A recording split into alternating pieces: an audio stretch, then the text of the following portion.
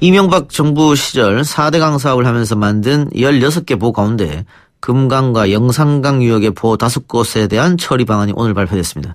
결과는 해체와 부분 해체, 상시 개방으로 각각 갈렸는데요.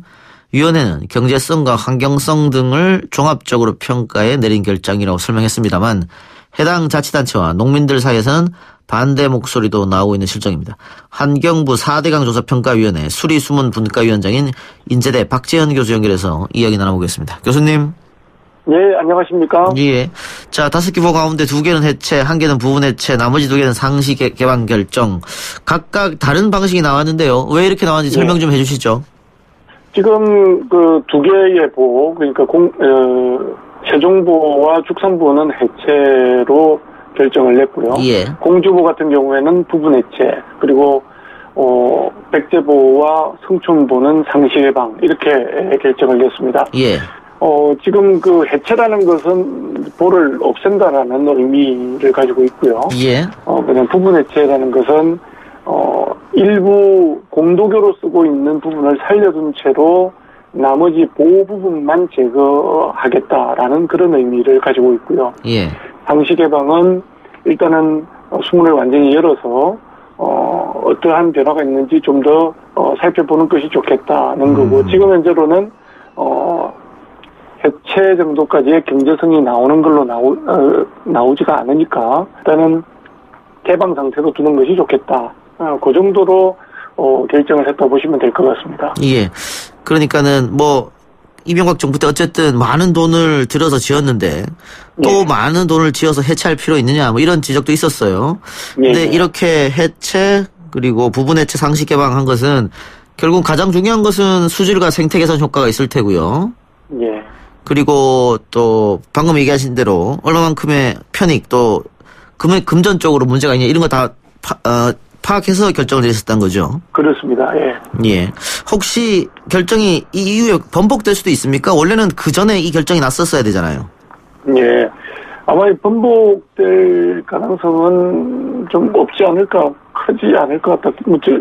일단은 지금 과정상으로는요. 예. 국가물관리위원회가 구성이 됩니다. 물기본법에 의해서. 그러면 국가물관리위원회에서 이 내용을 안건으로 상정을 해서 심의를 하겠다라는 거거든요. 예. 거기에서 최종 결정을 내리게 되는데, 아시다시피 국가물관리위원회는 기술적인 부분보다는 그 안건에 대한 타당하냐 아니냐만 논의가 되면은 거기에 대해서 심의 결정을 내리는 기구이기 때문에 이러한 내용을 다시 연구하는 그런 위원회는 아니거든요. 예. 그래서 아마 이런 대부분이 거의 지금 결정한 대로 갈 가능성이 높지 않겠나 저는 생각을 하고 있습니다. 예. 제 개인적인 생각입니다. 예.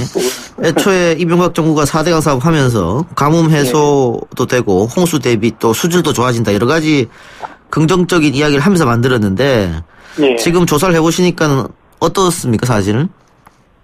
지금 수질 부분들이 악화된 부분들이 많고요. 예. 물론 지금 그 백제보나 이런 부분에서는 과거에도 지표들이 안 좋았던 부분들도 있습니다. 왜냐하면 하구뚝이 금강 하구뚝이 아래쪽에 있기 때문에 그런 영향들도 있었습니다. 하지만 대부분이 수질이 악화되어졌다라는 거고 또 지수적으로 안정해졌다고 하지만 그것은 준설을 많이 했기 때문에 그런 거였고요. 준설은 금강 같은 경우에는 준설한 양 대비 이 30-40% 정도가 다시 재퇴적이 되는 그런 상황이거든요. 그래서 오히려 보가 있음으로써 홍수를 유발시키는 그런 부분으로 평가되어진 부분들도 있고 합니다. 2013년 감사원 감사 때의 4대강 살리기 사업은 한반도 대운하 사업의 전주 사업이었다라고 밝힌 바가 있지 않습니까? 그것처럼 사실은 이 사업 자체가 한반도 대운하를 위한 사업이었기 때문에 명분으로는 수질 개선, 수량 확보, 홍수 방어 이런 얘기했지만 실질적으로 거기에 대한 대책이나 효과나 이런 부분들은 크게 미치지 못했다는 것들이 이번 평가들을 통해서 드러났다고 이해하시면 될 것 같습니다. 얼마 전에 환경부가 금강과 영산강의 보해 수문을 개방했는데 예. 지금 그 결과 강물의 자전 개수가 금강은 8배, 영산강은 최고 10배까지 좋아졌다 이렇게 이야기를 했습니다. 예. 그리고 세종보도 녹조가 30% 감소했고 영산강은 찾아오는 백로가 2배나 늘었다 이런 발표를 했는데 그렇다면은 해체 말고 왜냐하면 해체하면 이제 돈이 많이 들어가니까요. 예. 이번처럼 그냥 상시적으로 보를 열어두면은 그것만으로는 해답이 안 되는 겁니까? 일단은 그걸 둔다 하더라도 예. 유지관리 비용이 상당히 많이 들어갑니다. 아, 관리 비용? 예. 관리 비용이 많이 들어갑니다. 예. 그리고 볼을 그대로 뒀을 때 방금 설명드린 바와 같이 그 홍수 피해가 증가되는 부분들이 있거든요. 예. 그래서 그냥 뒀을 경우에 이 두 개를 같이 가져가기가 상당히 어려운 부분들이 있습니다. 비용도 비용이고 홍수의 피해 문제도 있고. 예. 그래서 결국에 만약에 이런 문제들이 있다면 경제성 평가를 해서 경제적으로 이득이 없다면은 해체하는 것이 오히려 더 경제적이지 않느냐는 그런 결론이다라고 이해하시면 될 것 같습니다. 예. 공주보 같은 경우에는 지금 부분 해체거든요. 그 다리 기능만 네. 남기고 해체한다는 건데 예. 이렇게 해도 안전에는 문제가 없는 겁니까? 지금 현재 구조물은 고정보 부분하고 가동보 부분이 밑에 보호 구조물로 있고요. 예. 그 위에 이제 공도교라는 도로가 설치되어져 있습니다. 일단은 구조물들이기 때문에 전체 하중에 대한 기초 시설이라든지 이런 것들이 설계에 반영이 되어 있는 상태거든요. 그래서 해체를 한다고 했을 때에 고정보나 가동보 부분만 해체를 하고 지금 이 공도보 부분은 남겨두겠다는 게 부분 해체입니다. 예. 그래서 이러한 것들을 하기 위해서는 이행 과정에서 구체적인 구조물 평가를 재평가를 하고 안전한 도로로 안전하게 활용될 수 있게끔 아마 해체를 하게 되지 않겠나고 생각을 하고 있습니다. 예. 그 보를 해체하는데 어느 정도 예산이 들어간다고 보면 됩니까? 보별로 다 다릅니다. 예, 그렇겠죠. 보별로 다 예. 다른데 지금 저희가 산정한 이 비용은 보별로 다르지만 모두 다 해체한다고 했을 때 공주보 같은 경우에는 공도보는 두고 해체를 하지 않습니까?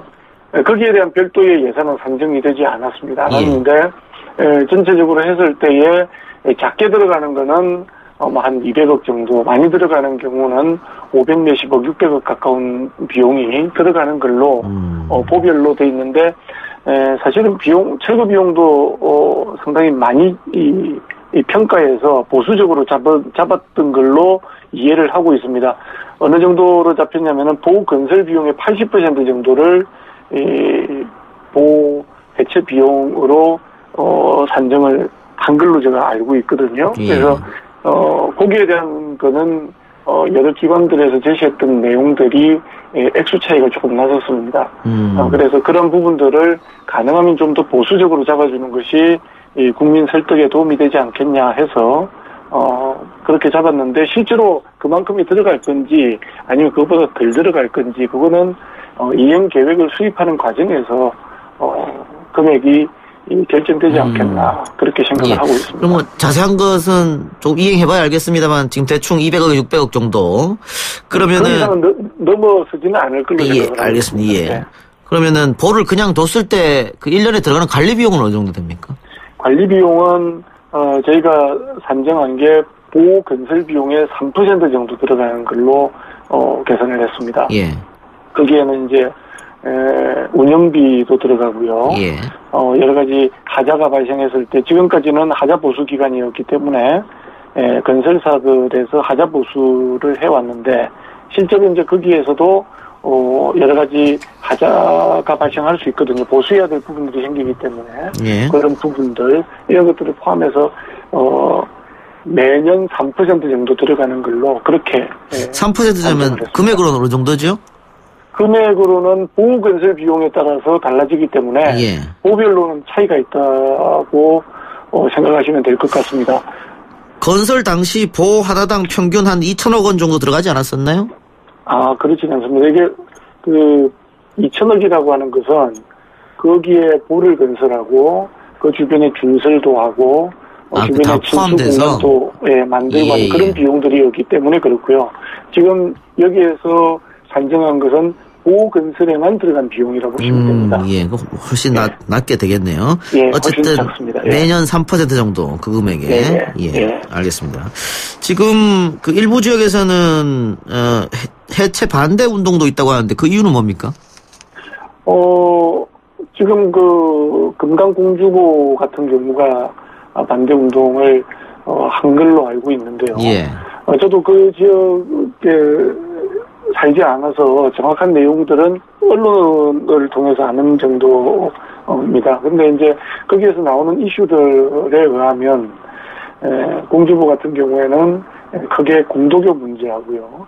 그다음에 보를 없앴을 경우에 백제 그 관련된 축제를 하면서 강물에다가 배를 띄우지 못하는 문제, 그 다음에 농업용수 문제, 세 가지 정도가 큰 문제로 알고 있습니다. 그래서, 지금 그 공주보 같은 경우에 공도보를 유지하는 걸로 했기 때문에, 공도교의 그 해체를 통해서, 발생하는 민원 문제는, 해결이 될 수 있지 않겠나, 그렇게 생각을 하고 있습니다. 문제가 없다? 알겠습니다. 그 중요한 거는 나머지 보인데요. 예. 전국적으로 보가 많이 있기 때문에 이 부분은 언제 결정이 납니까? 지금 이번에 발표한 거는 금강, 영산강에 대한 5개 보에 대한 거고요. 예. 한강하고 낙동강은 아시다시피 이 지역 주민들의 반발이 많았기 때문에 실제로 지금 수문을 개방하지 못했던 부분들이 있습니다. 그래서 그 부분들은 시간이 조금 더 걸리지 않겠냐는 게 대부분 지금 위원으로 참여하신 분들의 생각입니다. 그래서 한강과 낙동강은 시간이 조금 더 소요될 것 같다라는 건데 아무리 늦어도 이번 연내는 그 결과가 나오지 않겠나 그렇게 생각을 하고 있습니다. 그러면은 낙동강과 한강의 수질은 문제가 없나요? 계속 보를 저렇게 했었을 때? 낙동강 같은 경우에는 수질에 많은 문제들이 있습니다. 특히 그 언론에서도 많이 다뤄졌지만 낙동강은 녹조 문제가 심각하거든요.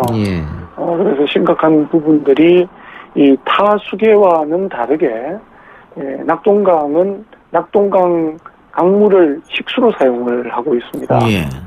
수도권 같은 경우에는 물론 한강물이긴 하지만 팔당댐에 물을 받아서 그 물을 먹고 있고, 그 다음에 이제 금강 지역 같은 경우도 대청댐의 물을 마시고 있거든요.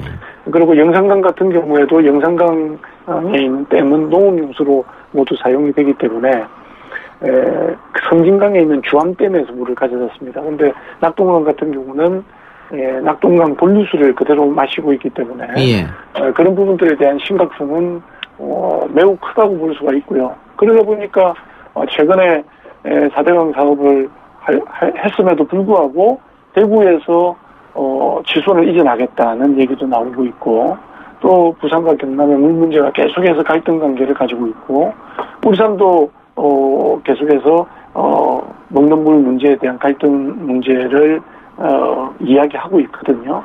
그 얘기는 뭐냐면 물이 많다고 해서 모두 다 만족할 수 있는 것은 아니다라는 것을 반증해주고 있는 상황이라고 생각이 됩니다. 그렇다면 이게 좀 서둘러야 되는 거 아닙니까?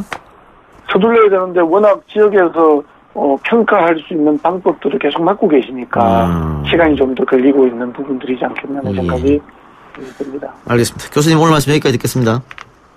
감사합니다. 지금까지 환경부 4대강 조사평가위원회 수리수문 분과위원장인 인제대 박재현 교수였습니다.